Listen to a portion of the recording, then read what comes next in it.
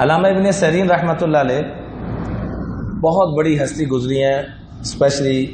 خواب کی تعبیر کے حوالے سے اللہ نے جن کو نوازا ہوا تھا ان کی مثال اور نظیر نہیں ملتی۔ تو علامہ ابن سیرین رحمۃ اللہ علیہ طواف کر رہے تھے، اور طواف کرتے ایک شخص کو دیکھا کہ دعا کیا کر رہا ہے، اللہم اغفر لی، کیا دعا کر رہے ہیں؟ اللہم اغفر لی، اے اللہ میری مغفرت فرما دے،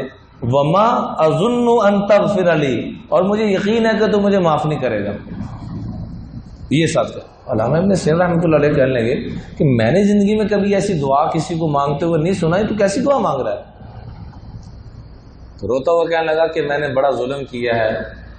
اور مجھے ظلم کی سزا دنیا میں ملنا شروع ہو گئی ہے، اور جن نے ظلم کیا تھا ان کو بھی ملنا شروع ہو چکی ہے،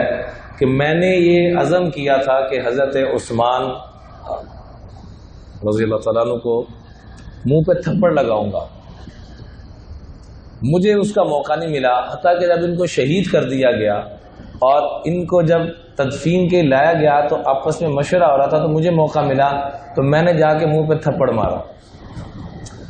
اور اسی وقت میرا ہاتھ اللہ نے شل کر دیا، اور اپنا ہاتھ دکھایا، فرماتے ہیں کہ یوں لگ رہا تھا جیسے لکڑی ہوتی ہے، اور میں کس بے چینی میں ہوں میں بتا نہیں سکتا۔ اور جس نے ان کے خلاف ہاتھ اٹھایا، تلوار اٹھائی، مشاورت میں شریک ہوئے،